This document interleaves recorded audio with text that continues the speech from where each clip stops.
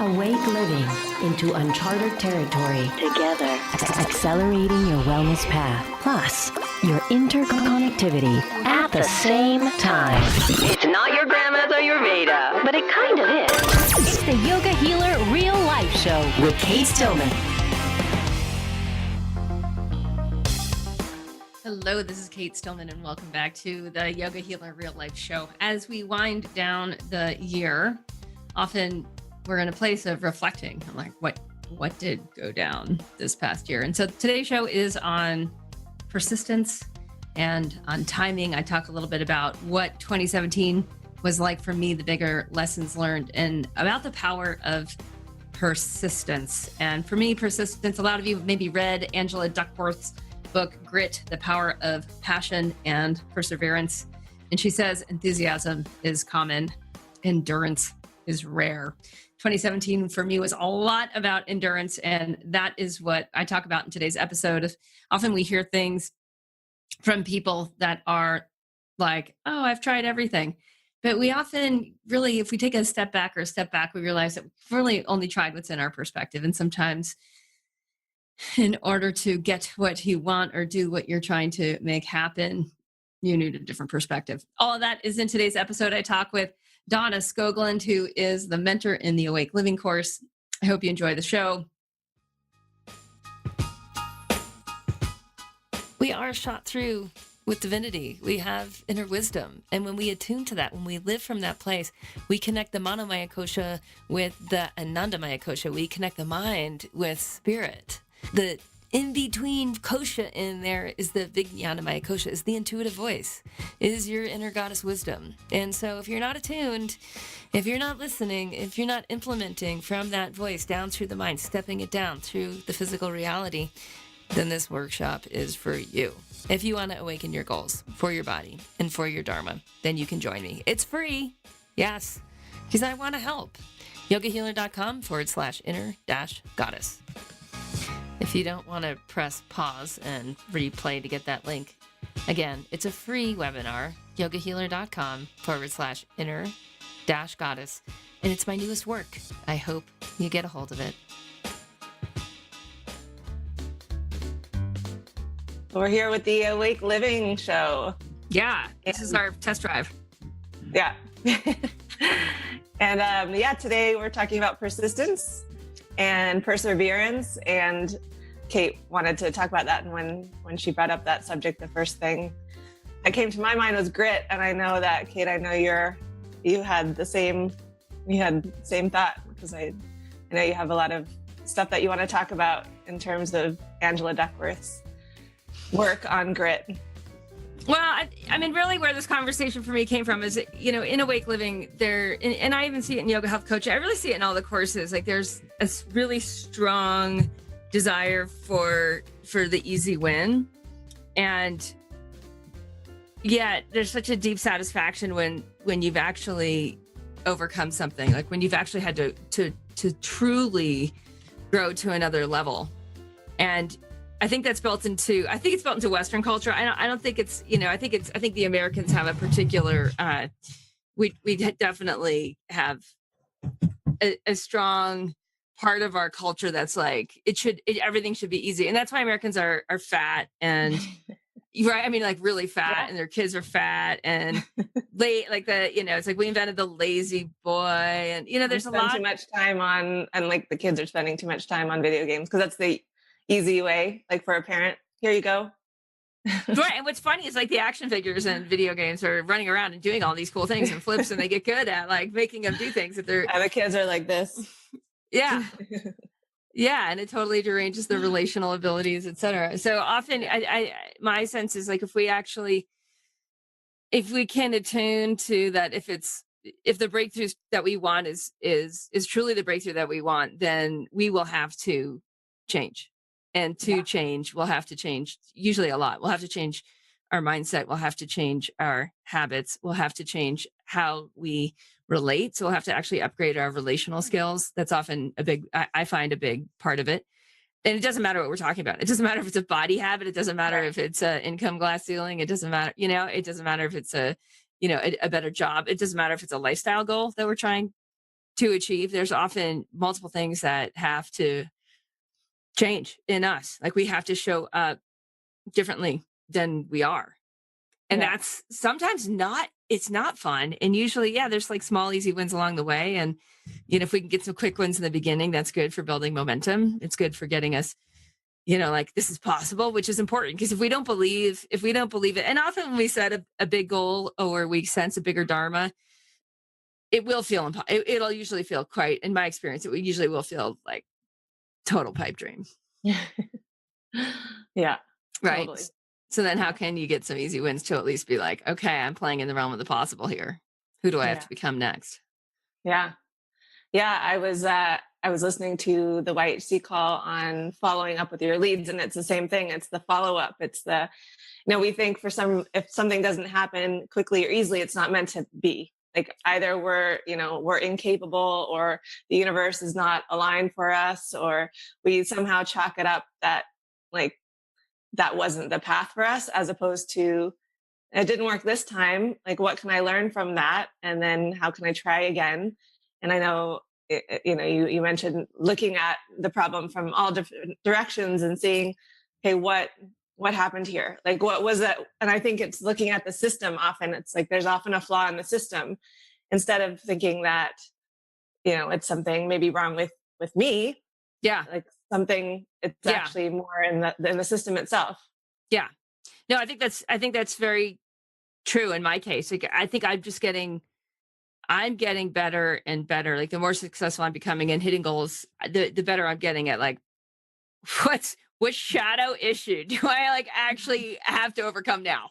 Because, I get it. Like I get that. And then to what skill? Like what skill do I clearly not have? And, I think at higher levels for people that are managing a lot of other people, it's like, who do you need to bring on if you don't need that skill? Like you need to be skillful enough to find the person that has the skills and make sure their values fit and bring them in. And, this can also be within family members. Like my husband right now is putting a snow retention system. I think I'm speaking words that I've not put together before, but someone else has put them together and now they're coming out of my mouth. Him and his buddy are putting a snow retention system on the roof right now. I don't even know what one is, but I imagine that it makes it so the snow doesn't fall for water. No, just to make sure that like no one gets like hit by a 40-pound block of snow coming off the roof that could go into the walkway. Right. And so what I'm saying in that is like, I know we need one. I might be smart enough to like, either hire or find the right person to do it. Yeah. Right. And to me, and that's a persistence thing as well. It's like just really getting clear that I know for me, like one of the big things that I found, and many of I've been building the Yoga Healer team for growth. And that was way more challenging than I thought it was going to be. I mean, really, like it whooped my butt. And so there's part of there of like wanting to give up. Right. I like that quote by Angela Duckworth and Grit of enthusiasm is common, endurance is rare. And then this part of not taking it personally. Yeah. Totally. Right? Like just using it as data, and like you said before, it's just being like non-judgmental and not super critical of yourself, and just using it as like raw data of what worked, what didn't, why, and then like figuring out what do you need to learn, what do you need, like you said, who do you need to bring in, what kind of help do you need to enlist. Yeah. And another quote from Angela Duckworth on that. Like developing that tough skin. And it's a real depersonalization of it. I like this other quote from Angela Duckworth. I learned a lesson I'd never forget. The lesson was that when you have setbacks and failures, you can't overreact to them. And I find this especially true in this community. And I don't mean like this community within Yoga Healer. I just mean within like the sort of like the self-help, women, growth, spirituality community, is that we're pretty dramatic. Like right. And so we take something that happened and we spin a tale and we create a drama of something that happened instead of just taking like 10 steps back looking at it fairly objectively of like, wow, how, and I often ask myself, like, how was I a bit of an ass in this situation? We're going to take a short break, and then we'll be back with the second half of the interview after a quick word from our sponsor. See you on the other side. Many of you have been around the past few New Year's days for our community workshop on Dharma, the Dharma workshop. We're doing it again in 2018 on New Year's Day, align into the next level of integrity in body and in Dharma. You can come, you can claim your seat for free if you text the number 33444. That's the 2 fields. And then in the subject line, you put in the word New Year's as one word, capital NEWYEARS, all caps.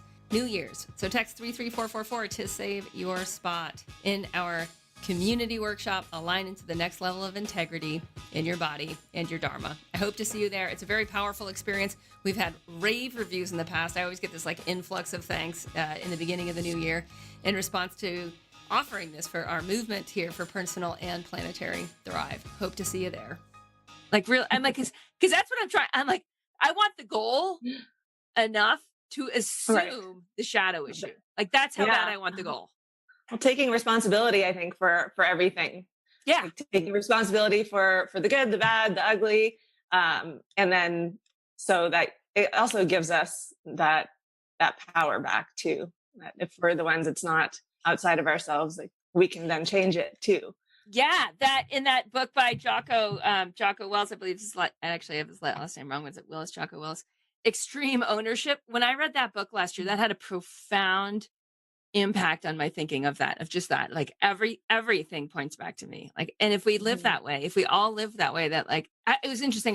I dropped Indy off at the play at school today and was driving back. And before we left to ride our snow bikes to school, we moved our make-believe balance beam, which is made out of masking tape. And we moved it about 6 more inches away from the wall because we discovered she needed a little more room. And we put the masking tape down last Sunday afternoon. So it's been 4 days that it's been down.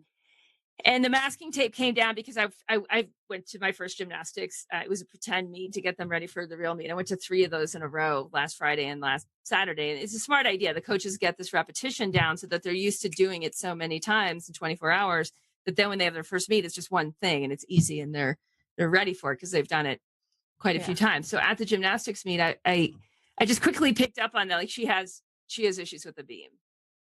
And she's said a number of times, and I was slow to pick it up. The one thing about gymnastics I'm discovering is really different than soccer. Like at soccer, parents watch games a lot. At gymnastics, you might only go to a couple of meets a year. And so you often don't know what's going on. And I have no experience in gymnastics. Like I said, this was my first observation of the sport, except for like watching the Olympics, which is like, you don't learn anything there because they're all pros.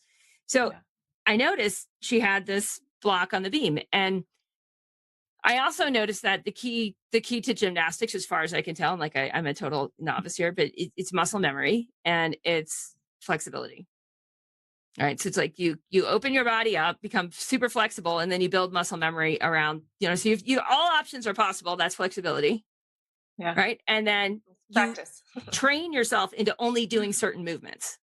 Like, and it's a fierce muscle memory. It's exacting. It's a perfectionist driven sport. Like you're trying to get a perfect 10. It's like, there's no B- in gymnastics, right? It's just a perfect 10. That's all you're aiming for. It's like train your muscles into a perfect 10. Yeah. So we came home and we made the balance beam on the floor. And so it was interesting because I'm riding my bike and and then we just did like 5 times a morning before school. She does her little 1-minute routine. We video one. She comes home from school. She watches the perfect 10 routine. She watches her routine. She practices again. She goes to practice. And it was a very simple habit pattern that we set up. She was very excited to set up that habit pattern. I wasn't like enforcing it on her at all. It was just like, hey, and then we practiced saying, I own the beam. I own the beam. The beam is mine. Yeah. Get the mindset in there. The mindset. I own the beam. Yeah. It's so different doing it on the floor than it is 4 feet in the air. I mean, she's going to land on pads either way for the most part. Yeah. So I'm riding my bike home in extreme ownership, and I'm just like, why wasn't I paying attention sooner to this? Like, why wasn't I paying attention to all these little things? Like, she's trying to do this. I'm encouraging her to do this, but why wasn't, like, where have I been? Like, where was I? And I just encourage everyone listening to kind of allow yourself the depth of that feeling experience, because that's what helps us really own our goals, whether it's goals for ourselves, whether it's we're supporting someone else in their goals, like you're supporting someone as a coach, or you're supporting someone as a family member in their growth process, or you're supporting someone that's working for you, or however it's showing up. Yeah. It's like mining your regret. When you talked about mining your regret before, it's really owning the mistakes and not just kind of brushing them off, but letting them really land and really penetrate, so that there's a gravity to them, so that you do take ownership. But I think there's also, and it's cellular, and it's really that's what I keep getting more and more is this is where I feel like we have a massive advantage in understanding Ayurveda and being yogis. It's like if you actually take a 5 kosha ownership, it's like you own it in every body. So first you really let it land in the emotional body, and then you notice where the prana is, and you notice where the prana flow is stuck, and then you just allow it to expand in the pranic body, allow that ownership to expand, and starts to move into the cellular body, right? It starts to actually shape shift. You are different. Your posture should change. And then you own it in your intuitive body. Like, I knew I should have been paying attention. Yeah. You but know, I think like, at the same time, I feel like there's also that fine line of not getting so down on yourself. No, it has nothing to do with it's the opposite of that. And what you'll tend to do is make a shadow issue about getting down on yourself. And then you brush all this stuff off, and then you're deeply insecure, become a deeply insecure, very superficial person without knowing it. Okay. You just don't even know it. And then you lose your center, you lose your purpose, you lose so much by not just and to actually sit and take it all in. Like, I'm over it. That whole thing with the gymnastics thing, like, I'm totally over it because I let myself fully process it. Yeah. And now it's like just going forward, like, what are we, as we go into annual planning for our family heading into the new year, it's full on of like, what are we really after now? Like, what's truly possible? And then I can listen. My posture is fully present, absorbed, open, at least to the point that I can be at this time. Mm-hmm. So that I can hear, so then I can change my behaviors to help support them in the ways that I desire. Yeah. Yeah. So I see what you're saying. So it's fully feeling it, fully, even if it is feeling bad about it, but not making it mean somting about who it's you not are, mental. It's not happening in the mental. Yeah. The mental thought patterns, because that's what happens, right? Is people play a samskara, and because they're not actually allowed, because that when you go to full penetration, and actually I'm releasing, this will come, if you're in Awake Living, you're hearing this now, but if this is coming out on a podcast, you got to go back and listen to the Breaking Through Your Gratitude Glass Ceilings. It's actually called Gratitude Glass Ceilings, because I give you a practice in that to just fully get this. And the more we practice this is where yoga, like on the mat, off the mat, in life, like this to me is fully how this stuff works. And then when we get that, it's all about habit automation. So you're just habit automating learning really fast, like always be experimenting, always be learning. You're automating that. You're allowing a physical embodiment of the learning, right? And then you've kind of like revisioned, and now you'll have so much more potential for insight. Because when you get grounded, as we get grounded, and a lot of you guys know this from yoga, on the mat yoga as yoga teachers, is like the more grounded you get, the more expansive your potential, right? So that's what's happening. Right. And then you get insight because there's now expansion. So now there's new insight, there's new stuff coming into the field. And now it's so much more easy to like actually reconfigure how to get to the goal. Yeah. You'll have insight that you wouldn't have possibly had if you hadn't assimilated. Yeah. All right, we got to go.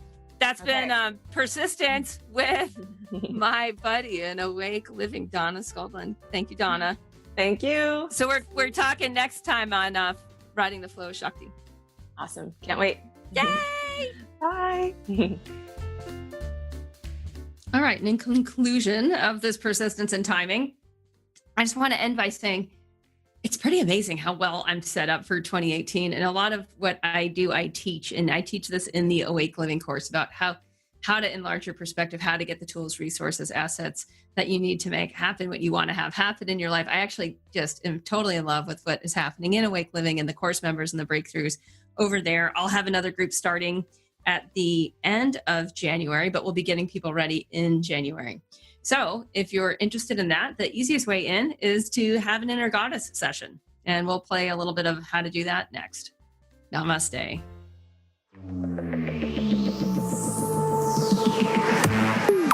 Yoga Healer Real Life Show with Cate Stillman. Yoga Healer.